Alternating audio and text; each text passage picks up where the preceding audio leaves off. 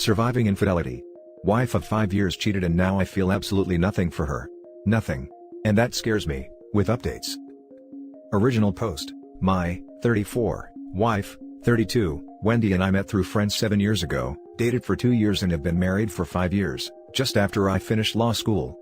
I worked my tail off as an associate at my firm, putting in 60 hours a week for the first 2 years of our marriage. That effort paid off and I'm doing well professionally. Wendy was a teacher at a private school, but as soon as we got married, she quit so she could go back to school for her master's in education, and is currently in an educational doctoral program while working part-time. This was a bit of financial strain since I wanted to pay off my student loans as quickly as possible, but we managed. My wife had an old laptop that she was using when we started dating. I found it in a box in a closet. She said it crashed and wouldn't work any longer. I plugged it in, tried to turn it on. Nothing. When we met, Wendy took pictures of everything, primarily selfies of her with others. Knowing that she must have had some pictures of us from that time, I yanked the hard drive and looked at it. It seemed okay. The problem must have been somewhere else. Wanting to surprise her with pictures of when we first started dating, I waited until she left to go visit her sister before I plugged it into a SATA cable connector to my PC. There were pictures there. Plenty of pictures. Some were of us on dates, laughing, smiling. They brought back some good memories. But there were also others of her with different people. One person in particular I remembered. His name was Bob, and Wendy had dated him before me. There were lots of pictures of her and Bob. I wanted to grab only our pictures, so I thought the easiest way would be to organize them by date, figuring the latest pictures would be of only us. But when I clicked them by date, a lot of her pictures with Bob were jumbled up with pictures of us. I began to open the pictures one by one, and noticed that in a few of her pictures with Bob, where they were cuddling and kissing, she was wearing a necklace/locket that I had given her as a birthday present in the second year we were dating. I had to borrow the money from my brother to buy it. I looked at the dates on the pictures and a pattern emerged. On the days and weekends when school required my undivided attention, the times when she went to her mother's house or her sister's house to give me peace and quiet, she was meeting up with Bob behind my back. I was furious. It felt like fire ants were chewing on my brain, my heart, in my guts. I wanted to punch through the walls. But then something snapped, and I went numb. I began to see and think in very cold, analytical terms. I copied all of her pics, all of them, not just those I'd seen, to a flash drive. I packed a bag, grabbed some suits, took the thumb drive and went to stay with my brother across town. I left her laptop hard drive plugged into my PC with a picture of her kissing Bob on the monitor. The only note I left behind was a sticky note with an arrow on it pointing to the necklace/locket. Wendy tried to call me from her mother's house, if that's where she really was, but I didn't answer. It wasn't until a few hours later, after she presumably got back to her apartment and saw the picture on the monitor, that she blew up my phone with voicemails and texts. I ignored them all. I've already met with another associate who works in the family law department about separation and divorce. We have no children or real property, since a lot of our money went to paying off my loans and for her tuition. My firm has circled the wagons around me, so her calls go to voicemail. She's not allowed onto the property, security already turned her away. Wendy tracked me down at my brother's house, but he made it clear to her on the phone that if she tries to come over, he'll set his Dobermans on her. He told me she was screaming, sobbing, and begging on the phone. It didn't make me sad or happy, or anything. I felt nothing. My marriage is over, I've accepted that. But it's been 2 days and I still feel nothing. No pain. No anger. Nothing. How is it possible that I have no more feelings for her, no desire to ever see her again, no desire to reconcile? Now that I'm alone with my thoughts, feeling this nothing for her scares me. Is this going to last? Am I still in shock? Am I permanently broken? The upside is that I've never seen clearer solutions in my cases. Now for the top advice before reading the first update. I am sorry man this happened to you. A good thing is that you found out before any children involved. I am not going to lie man, I would do the same thing and never look back, though I think eventually you will meet with her and her sob story. I was lonely, it was nothing, I realized I love only you etc. A person capable of hurting you that way, worth not another second of your life. As for feeling nothing, it's the shock of finding out that the person you love never existed. It's a self-defense mechanism that unfortunately will wear off and the pain will come. Shield yourself with loved ones to get through it. Mourn her then like she died, and move on to someone worthy. I was lonely, it was nothing.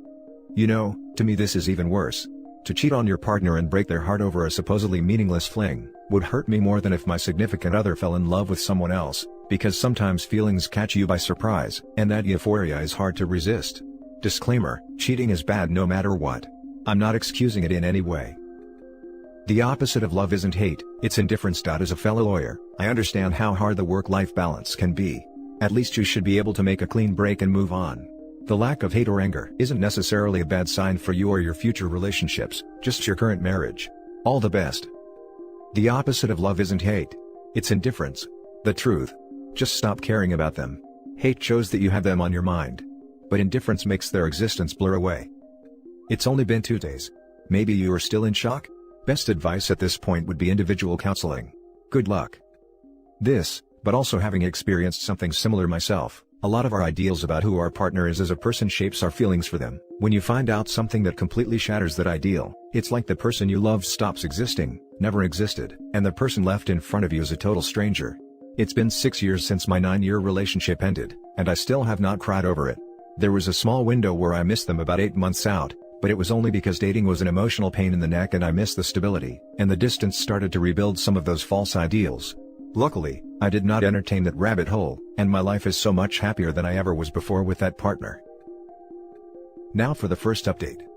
First, let me thank everyone for your replies.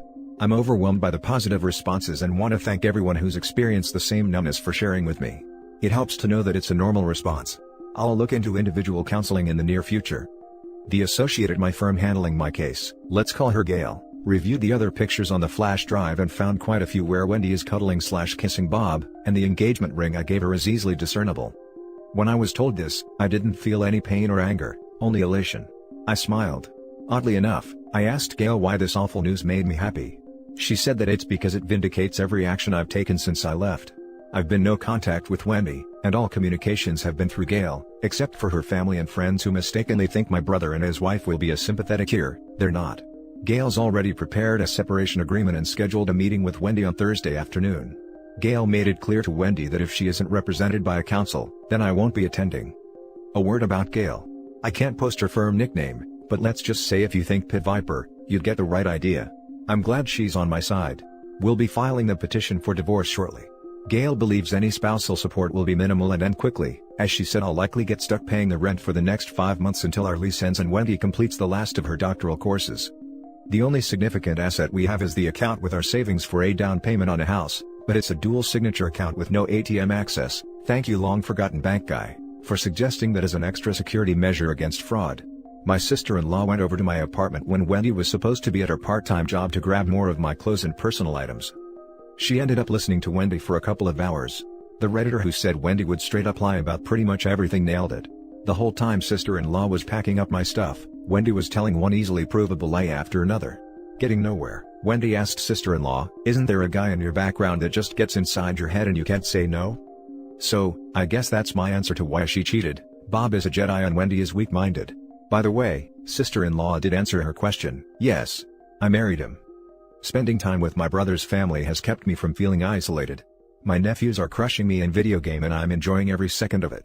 Work's going great and the partner who oversees my department stopped by to tell me that he's really proud of how I haven't let this personal issue negatively affect my work.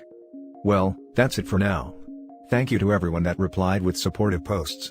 I can't explain how much it helps to know I'm not the only one to go through something like this or the apathy I feel toward my soon-to-be ex. Now for some top comments before reading the final update.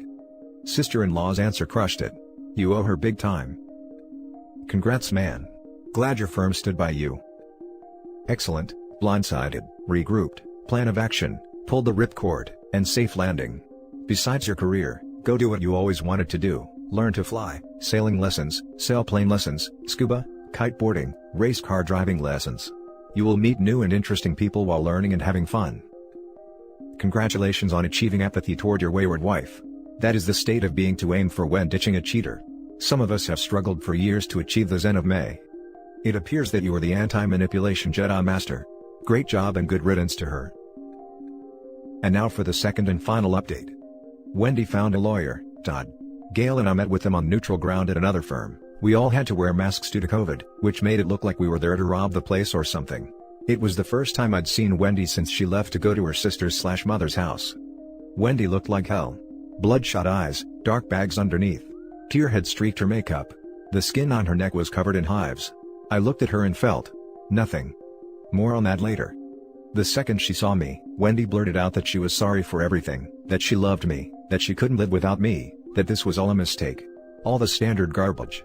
She tried to hug me, but Gail inserted herself between us, and told Todd to remind Wendy that she is not to speak directly to me or Gail, that she is to talk to Todd who will talk to Gail who will talk to me. Gail had told me to say nothing and keep a blank expression on my face. I thought this would be hard since I've been worrying about if my initial anger would return, but it didn't. I was still numb, kind of in a daze, like an out-of-body experience. Todd asked about reconciliation. Gail made it clear that we were there to review the separation agreement. Nothing else. Wendy yelled at me that we've been married for 5 years, and I shouldn't throw it all away over a mistake. Gail reminded Todd that Wendy was not to speak to me directly. Todd whispered something to Wendy and she momentarily got control of herself again. Gail and Todd began discussing the separation agreement that she'd emailed him. Todd said he did, but didn't think it was fair to Wendy. He tried to nitpick, likely to show Wendy he was doing something to earn his fee, but Gail knocked down every argument he made until he admitted that it was as fair as the law requires.